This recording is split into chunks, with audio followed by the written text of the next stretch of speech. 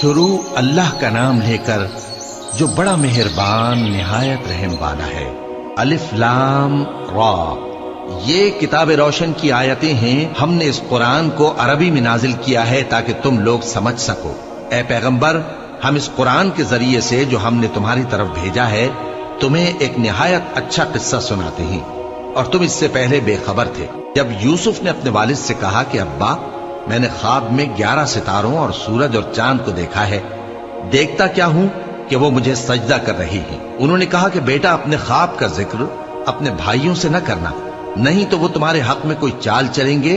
کچھ شک نہیں کہ شیطان انسان کا کھلا دشمن ہے، اور اسی طرح اللہ تمہیں برگزیدہ و ممتاز کرے گا اور خواب کی باتوں کی تعبیر کا علم سکھائے گا، اور جس طرح اس نے اپنی نعمت پہلے تمہارے دادا پر دادا ابراہیم اور اسحاق پر پوری کی تھی، اسی طرح تم پر اور اولاد یعقوب پر پوری کرے گا۔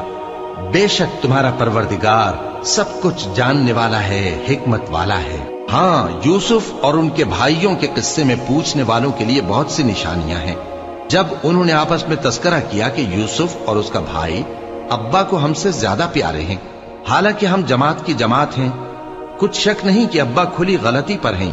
یوسف کو یا تو جان سے مار ڈالو یا کسی ملک میں پھینک آؤ، پھر ابا کی توجہ صرف تمہاری طرف ہو جائے گی، اور اس کے بعد تم نیک لوگوں میں ہو جاؤ گے۔ ان میں سے ایک کہنے والے نے کہا کہ یوسف کو جان سے نہ مارو، کسی اندھے کنویں میں ڈال دو کہ کوئی راہگیر اسے نکال کر کسی دوسرے ملک میں لے جائے گا۔ اگر تم کو کرنا ہی ہے تو یوں کرو۔ یہ مشورہ کر کے وہ اپنے والد سے کہنے لگے کہ ابا جان، کیا سبب ہے کہ آپ یوسف کے بارے میں ہمارا اعتبار نہیں کرتے؟ حالانکہ ہم اس کے خیر خواہ ہیں، کل اسے ہمارے ساتھ بھیج دیجئے کہ خوب میوے کھائے اور کھیلے کودے، ہم اس کے نگہبان ہیں۔ انہوں نے کہا کہ یہ امر مجھے غمناک کیے دیتا ہے کہ تم اسے لے جاؤ، یعنی وہ مجھ سے جدا ہو جائے، اور مجھے یہ بھی خوف ہے کہ تم کھیل میں اس سے غافل ہو جاؤ اور اسے بھیڑیا کھا جائے۔ وہ کہنے لگے کہ اگر ہماری موجودگی میں کہ ہم ایک طاقتور جماعت ہیں اسے بھیڑیا کھا گیا تو ہم بڑے نقصان میں پڑ گئے۔ غرض جب وہ اس کو لے گئے اور اس بات پر اتفاق کر لیا کہ اس کو اندھے کنویں میں ڈال دیں، اور ہم نے یوسف کی طرف وحی بھیجی کہ ایک وقت ایسا آئے گا کہ تم انہیں ان کے اس سلوک سے آگاہ کرو گے، اور ان کو اس وحی کی کچھ خبر نہ ہوگی۔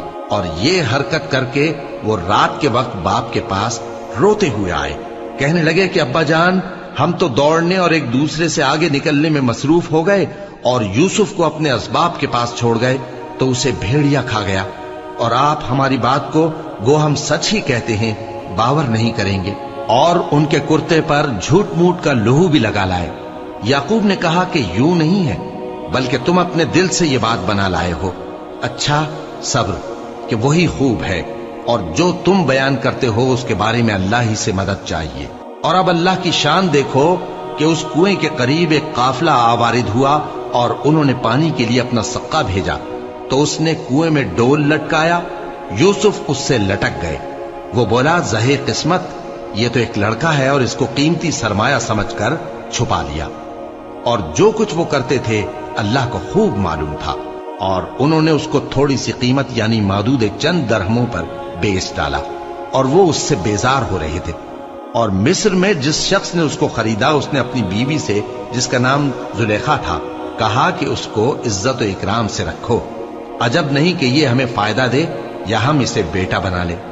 اس طرح ہم نے یوسف کو سرزمین مصر میں جگہ دی، اور غرض یہ تھی کہ ہم ان کو خواب کی باتوں کی تعبیر سکھائیں، اور اللہ اپنے کام پر غالب ہے، لیکن اکثر لوگ نہیں جانتے۔ اور جب وہ اپنی جوانی کو پہنچے تو ہم نے ان کو دانائی اور علم عطا کیا، اور نیکوکاروں کو ہم اسی طرح بدلہ دیا کرتے ہیں۔ اور جس عورت کے گھر میں وہ رہتے تھے اس نے ان کو اپنی طرف مائل کرنا چاہا، اور دروازے بند کر کے کہنے لگی، یوسف جلدی آؤ۔ انہوں نے کہا کہ اللہ پناہ میں رکھے، وہ یعنی تمہارے میاں تو میرے آقا ہیں، انہوں نے مجھے اچھی طرح سے رکھا ہے، میں ایسا ظلم نہیں کر سکتا، بے شک ظالم لوگ فلاح نہیں پائیں گے۔ اور اس عورت نے ان کا قصد کیا اور انہوں نے اس کا قصد کیا۔ اگر وہ اپنے پروردگار کی نشانی نہ دیکھتے تو جو ہوتا سو ہوتا۔ یوں اس لیے کیا گیا کہ ہم ان سے برائی اور بے حیائی کو روک دیں، بے شک وہ ہمارے چنے ہوئے بندوں میں سے تھے۔